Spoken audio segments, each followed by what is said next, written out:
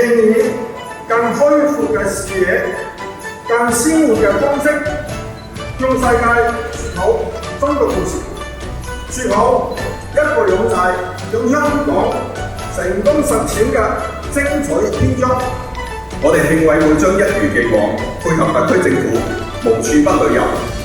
嘅政策，善用南區獨特嘅自然風景同埋人文資源，從漁港風情、歷史古蹟到文創空間，發掘更多深度嘅文化體驗，